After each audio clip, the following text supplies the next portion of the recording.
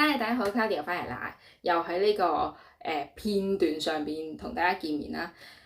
其實禮拜三咧，我係有拍片嘅，不過 upload 唔到啊，即係咧可能個人比較衰格，連網絡都唔 support 咯，我真係灰咗。咁所以咧禮拜三就淨係得 Facebook 嘅朋友由文字版本去見到我揀咗幾隻大 number 嘅馬，咁啊頭場嘅，跟住2月日上，咁當然有朋友多謝我啦，但係點解佢由10幾倍變咗幾倍咧？跑完之後我就即係嬲到爆炸啦！咁睇下先，我主要係買 Q 同位置 Q 嘅，咁然之後我係跑14名或者1嘟名嘅時候咧，咁嗰啲飛係全部收唔到嘅，只係輕輕買咗啲啲咁多呢個2月日上嘅 win pay，咁即係嘥氣補唔翻。好啦，咁睇下今日，其實我都驚拍完片之後 upload 唔到啊，到時再算啦。咁今日咧就傾向呢個2、4場，我覺得個實力。唔係個範圍細啲，咁相對嗰幾隻熱門係容易啲走出嚟啦。其實跑完之後發現點解全部都咁熱嘅？好啦，呢一日實在太有谷草嘅感覺啦，因為係5場私家3草地，係啦，因為要養草放下一個大賽日。咁睇下先，係啊，我會翻工噶啦，下個禮拜日。今日仲有其他嘢做。好，第2場講講先，因為放嘅馬唔多，睇下。就呢個威武年代我係稱先少少嘅，唔係話其他馬唔好咁，但係因為實力真係好接近啦，咁所以我就形勢上邊我會稱先啲啦，同埋私家3大家知走得快好世界係成日都會發生嘅事啦。咁上場就嗰場即你可以抹咗佢，因為跑開1400近開，跟住然之後你1650仲要快到咁樣放燒死咗自己，呢個仲唔係 training。好啦，翻嚟之後咧，嗱，如果騎師真係騎得差咧，我覺得應該係 out 咗佢噶嘛。咁但係繼續係希威森，咁所以咪 training 咯。然之後今場就揀佢啦。咁喜尊龍去到潘頓手上，咁亦都做埋課大閘。咁你之前輸少少嘅情況底下，咁你加粗轉人，仲要檔位形勢冇咁差喎，咁所以咪容易啲追咯，咁然之後喜尊龍亦都係大家喜歡嘅熱門之一啦。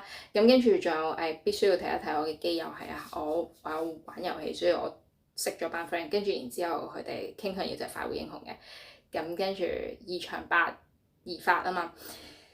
嗱，因為大家都有玩嘛，大家都有打機，咁所以咧佢哋都唔會刻意去提太多點解邊一隻馬好咁樣。佢知我識睇，知我識揀，所以唔會影響我。咁但係佢哋買呢隻，我亦都會跟埋一齊買嘅，因為確實呢隻快活英雄係唔錯。咁但係佢就會做我嘅腳啦，因為其實佢同喜尊龍好多嘢都好似嘅，大家都係被動啦，跟住都要靠追。咁上場快活英雄係追得幾好嘅，塞側地嘅情況底下，咁翻嚟又冇再跌喎，跟住就係咯，一個3檔，一個5檔，一個大家都係啲中後少少去追，所以 that's why 呢個威武年代我就揀隻放嘅，所以係2拖300，238都幾好啊！呢個次序翻嚟嘅3重賽，少少分頭啦，唔算太好分啦。好，睇埋第4場啦，哇！你睇分數或者磅位你就發現其實只係半巴馬嚟嘅，所以個實力係相當之接近。咁我諗大家可能會稱先隻準輝煌，但係個檔位會令我少少窒窒地啦，因為早段可能要搶位，咁但係呢隻馬好係好在放有得追又得嘅，咁跟住完全冇跌喎，所以係會揀佢嘅。咁另外田泰安嗰隻就少少被動啦，火焰閃爍嘅應該係形勢上邊會爭啲啦，咁但係你見到呢隻馬其實後勁都幾勁嘅，咁啱181對咧都係上場俾大家睇到，同一個騎師冇轉人啦，咁都係蝕嘅情況底下追得好好嘅，咁。跟住，我又要翻隻主動啲，其實應該咁講，準輝煌係我估今場因為真係冇乜快馬嘅情況底下，佢有機會自己搶位，畢竟佢前中後都得啦，係啦，呢啲交俾潘頓發揮啦。咁田泰安嗰隻除咗情感分上邊有啲打折之外，就係因為本身被動啦。咁確認嘅我就會揀隻14號開心宇宙1檔，阿班會跟前。咁跟住睇下先，成件事逐步提升嘅，咁所以唔知係咪3大熱門咧？總之我就傾向要呢幾隻咯。咁田泰安嗰隻會排第3啦，爭在準輝煌定係開心宇宙行頭。咁所以咧1號同14號呢一對咧大細 number 頭尾馬會 Q 同位置 Q 咁樣買咯。咁田卡嗰隻可能係咯，諗下點樣處理啦。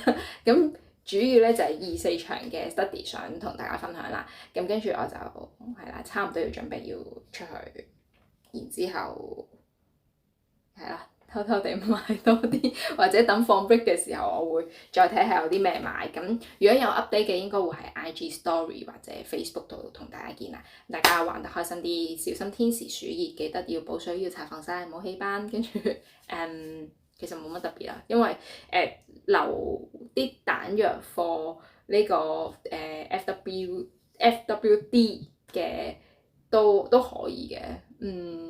唔知咧，但係復活節使唔少錢，所以係斟酌下今日嗰個投注嘅銀碼要去到幾多先至 OK，因為我未諗嘅。